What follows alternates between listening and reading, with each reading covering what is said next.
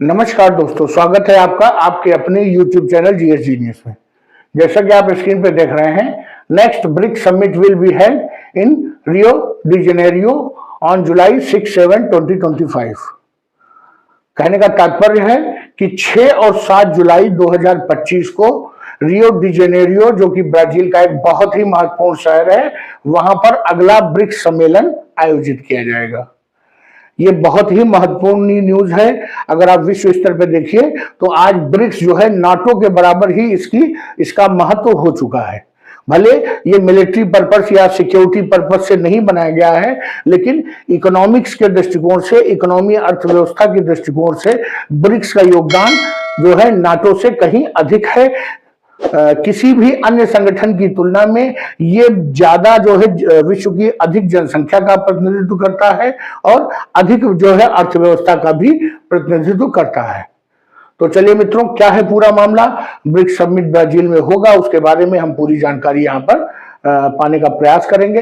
लेकिन इसके पहले कि हम अपने वीडियो को शुरू करें, आपसे हमारी रिक्वेस्ट है कि हमारे चैनल को सब्सक्राइब कर लीजिए, क्योंकि इस चैनल पर इसी प्रकार का जो समसामयिक जो है परीक्षा उपयोगी जानकारी है वो छोटे छोटे वीडियो के माध्यम से जो है प्रस्तुत की जाती है। तो चलिए मित्रों, देखते हैं।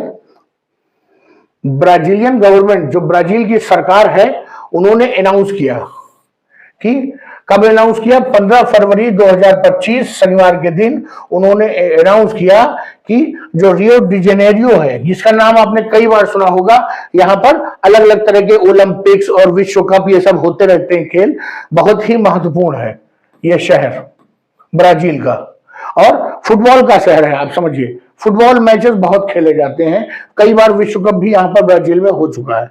तो उन्होंने बताया कि फरवरी 15, 2025 को उन्होंने अनाउंस किया कि अगले जो ब्रिक्स सम्मेलन है वो ब्राजील में आयोजित होंगे। उनकी पूरी तैयारियां हो चुकी हैं।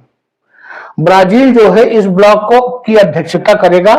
इस ब्लॉक में अधिकांश जो है विकासशील जो अर्थव्यवस्थाएं हैं वो शामिल हैं, चाहे वो ब्राजील हो, चाहे रशिया हो, चाहे इंडिया हो, चाहे चाइना हो, चाहे साउथ अफ्रीका हो, या इसके अतिरिक्त Ethiopia, Iran, Argentina, Saudi Arabia, ये सभी देश जो हैं विकसित अर्थव्यवस्थाएं न होकर के ये विकासशील अर्थव्यवस्थाएं हैं। तो इस बार ब्राजील जो है इस समूह की अध्यक्षता करेगा, जिसमें ये सभी जो है देश पार्टिसिपेट करेंगे। इसका जो गठन हुआ था वो 2009 में हुआ था। ये ब्रिक्स जो समूह बना था 2009 में इसका गठन हुआ था। शुरुआत में इसका नाम केवल ब्रिक था, अर्थात ब्राजील, बी से ब्राजील, आर से रसिया, आई से इंडिया और सी से चाइना। शुरुआत में केवल ब्रिक इसका नाम था और इसमें केवल 4 देश शामिल थे। लेकिन उसके 1 साल के बाद 2010 में इसमें साउथ अफ्रीका भी इसका सदस्य बन गया और ब्रिक्स से कन्वर्ट होकर ये ब्रिक्स बन गया। इसके बाद 4 से सदस्यों की संख्या बढ़ करके 5 हो गई। उसके जस्ट जो है कुछ सालों के बाद, इस समय 2025 चल रहा है, 2024 में इसमें ईरान, इजिप्ट अर्थात ईरान, मिस्र, इथोपिया, यूएई, सऊदी अरेबिया, ये देश भी इसके ऑफिशियल मेंबर बन गए। ये भी अब ब्रिक्स का हिस्सा है। तो 5, 6, 7, 8, 9, 10, ये 10 देश जो हैं इस समय ब्रिक्स के जो है हिस्सा है। इसके अलावा जो नाइजीरिया है वो इसका पार्टनर कंट्री है, अर्थात वो भी जो है बैठकों में भाग लेता है। कुल 11 देश जो है ब्रिक्स की बैठक में भाग लेते हैं। 10 जो उसके सदस्य देश हैं और 11वां जो उनका पार्टनर कंट्री है, क्योंकि जो नाइजीरिया है वो यहाँ पर अफ्रीका कॉन्टिनेंट का जो है प्रतिनिधित्व करता है। इसके अतिरिक्त मलेशिया, तुर्की, अजरबैजान, इन देशों ने भी ऑफिशियली आधिकारिक रूप से सदस्यता के लिए आवेदन किया हुआ है। अभी स्वीकार नहीं हुआ है। संभव है कि इस बार जब ब्राजील में बैठक होगी तो उसमें यह मुद्दा उठेगा और वोटिंग के आधार पर इन देशों को इसमें शामिल किया जाएगा या नहीं किया जाएगा, इसका फैसला होगा। कई और देश भी जो है, अफ्रीकन कंट्रीज, साउथ अमेरिकन देश, कई एशियन देश जो है इस समूह का हिस्सा बनना चाहते हैं।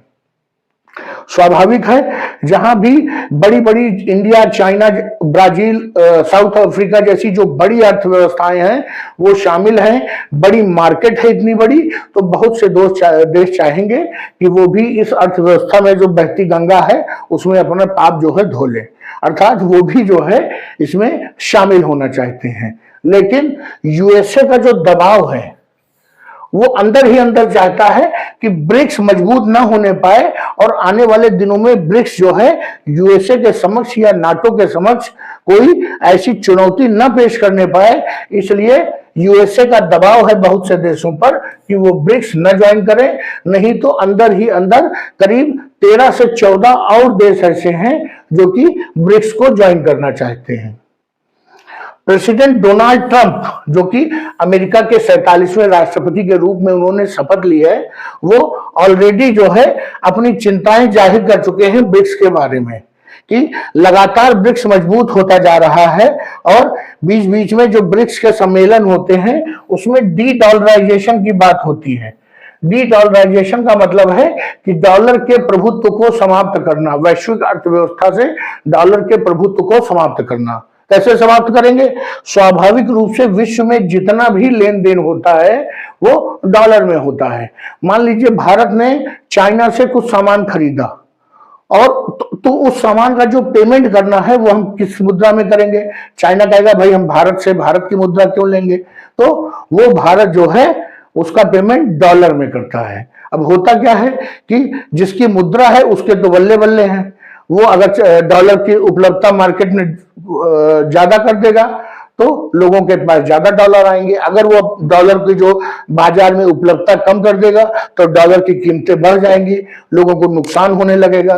तो इस प्रकार से अमेरिका जो है पूरे विश्व की अर्थव्यवस्था को नियंत्रित करता है। तो ब्रिक्स देशों का प्रयास है कि वो एक अल्टरनेटिव, एक वैकल्पिक व्यवस्था करें, अर्थात खुले शब्दों में एक जो है वैकल्पिक मुद्रा का जो है वो जो है शुरुआत कर सकते हैं, जैसे कि यूरोपियन कंट्रीज ने यूरो किया था। उसी प्रकार से ब्रिक्स देश भी ब्रिक्स मुद्रा, ब्रिक्स करेंसी लाने की विषय में विचार कर रहे हैं। भारत तो उसमें बहुत आगे नहीं है, लेकिन रशिया और चाइना, उनका पूरा प्रयास है कि अगले 1-2 सालों में ब्रिक्स करेंसी का जो है शुरुआत हो जाए, और बाकियों के साथ नहीं तो कम से कम जो ब्रिक्स देश आपस में व्यापार करेंगे उसमें ब्रिक्स करेंसी का ही इस्तेमाल लेन देन के लिए शुरू कर दें। यही जो है डोनाल्ड ट्रंप के लिए चिंता का विषय है। स्वाभाविक रूप से ट्रंप साहब जानते हैं कि जो ये बड़ी बड़ी अर्थव्यवस्थाएं हैं, चाइना, इंडिया, रशिया भी एक बहुत बड़ी मार्केट है, बहुत बड़ा देश है, और south Africa, Brazil, Saudi Arabia, ये सब जो बड़े बड़े देश हैं, छोटे देश नहीं है। अगर इन लोगों ने डॉलर को नकार दिया तो वो दिन दूर नहीं कि जब 10 से 20 देश और खड़े हो जाएंगे तुरंत उसी परिस्थिति में कि हम भी डॉलर के माध्यम से योगदान नहीं करेंगे, और उसी दिन वैश्विक अर्थव्यवस्था में जो अमेरिका का दबदबा है वो समाप्त हो जाएगा। तो इसलिए ट्रंप साहब चिंतित हैं और उन्होंने कहा है कि अगर ब्रिक्स देशों ने कोई वैकल्पिक मुद्रा निकाली तो हम सभी ब्रिक्स देशों पर 100% का जो है टैरिफ लगाएंगे। 100% टैरिफ लगाने का मतलब क्या है कि मान लीजिए हमने अमेरिका को एक पेन भेजा जिसकी कीमत 10 रुपए है, अब जैसे वो अमेरिका इंटर करेगी उस पर 100% टैरिफ लगेगा और उस पेन की जो एमआरपी है अमेरिका में वो 20 रुपए हो जाएगी।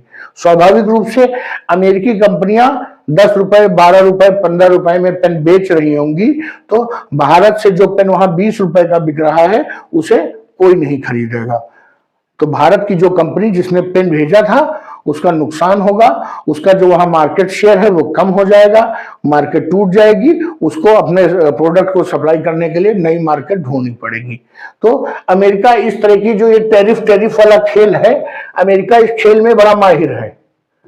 और अमेरिका मत कहिए, जो डोनाल्ड ट्रंप है वो इस टैरिफ वाले खेल में बड़े पक्के खिलाड़ी हैं, जिससे वो नाराज होते हैं, जिसको आंखें दिखाना चाहते हैं उसके ऊपर तुरंत टैरिफ लगा देते हैं। स्वाभाविक रूप से पूरी दुनिया को यूएस की मार्केट चाहिए जहां पर लोगों के पास बाइंग कैपेसिटी ज्यादा है, इसलिए वो ये टैरिफ लगा करके लोगों को डराते हैं। अभी उन्होंने कनाडा मैक्सिको पे टैरिफ लगाया, फिर चाइना पे लगाया, फिर यूरोप पे बता रहे थे लगाएंगे, बीच बीच में इंडिया को भी आंखें दिखाते रहते हैं। तो वो टैरिफ वाला खेल बड़े अच्छे से खेल लेते हैं। तो उन्होंने ब्रिक्स देशों पर भी टैरिफ लगाने की धमकी दी है और कहा है कि डी-डॉलराइजेशन के बिना के बारे में सोचना भी नहीं, अगर सोचोगे तो टैरिफ के लिए तैयार रहना। तो मित्रों, ये खबर आ रही थी कि ब्रिक्स देशों का सम्मेलन होने जा रहा है ब्राजील में, और स्वाभाविक रूप से जब ब्रिक्स देशों का सम्मेलन होगा तो उसमें कुछ न कुछ एंटी यूएसए बात जरूर उठेगी, और उसके बाद देखना होगा कि डोनाल्ड ट्रंप किस प्रकार से ब्रिक्स के सम्मेलन को लेते हैं। तो चलिए मित्रों, वीडियो को यहीं समाप्त करते हैं। हमारा एनालिसिस अच्छा लगा हो तो इस वीडियो को लाइक करिए, कमेंट में 2 शब्द लिखिए और हमारे चैनल को सब्सक्राइब करिए। तो चलिए मित्रों, धन्यवाद।